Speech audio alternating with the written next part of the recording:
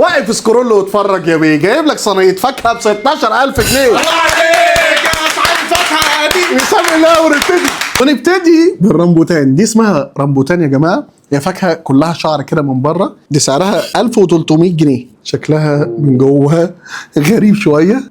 شفتني كلتها ازاي؟ عشان متعود عليها. وتاني فاكهه معانا هي اللونجان، 1300 جنيه، نفس اللون اللي فاتت بالظبط. جواها جوهره دي ولا ايه؟ ولا توبه. ايوه فنان. خد ازرع لي دي، اوعى ترميها، ده الكيلو 1300 جنيه، ده احنا هنعمل مصلحه.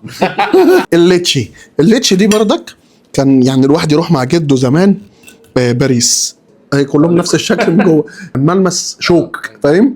ملمسها من بره شوك، نفس البذره. انا كنت اقول لهم يا جماعه بلاش الليتشي، ما بتبقاش احسن حاجه، ده مش الموسم بتاعها. معرفش هو اسمها شيكو.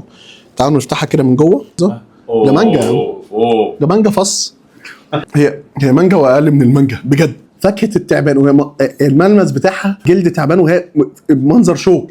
الكيلو 1200.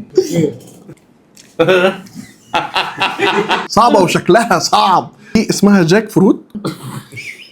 حتى قلب البكاره اصلا مش طايق الصينيه، عايز البس كمامه وانا باكل. لا بس طعمها حلو قوي. بتاعتها توبه حلوه قوي. هي ما انا هكمل حلقه لوحدي ولا ايه؟ وحبيبه قلب هاني فود الباشون فروت. خلصت على كده. ملمسها في البق بشع، طعمها عارف انت اللي بيجزع ده. نخش على الدراجون. بص بقى، توسع لنفسك. باين انه واخد على الحاجات دي ولا لا؟ قوي قوي. احلى ما فيهم عايز بلاش. انا هاخد بقى الحمرا دي. ده هي احنا اتنصب علينا من الشركه دي يا رجاله. ده كيلو جوافه ب 1000 جنيه. هي ريحتها جوافه؟ جوافه حمراء ولا جوافه بينك ولا ايه؟ قلب كمثرى على جوافه. بسم الله. ايه الحلاوه دي؟ صفار وحلاوه. يا راجل انا كانت ثابت عليا الفلوس يا عم.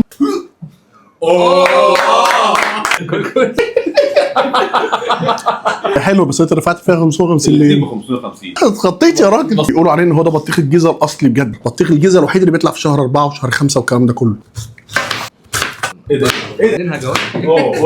الله اغمض عيني زي شيف براك.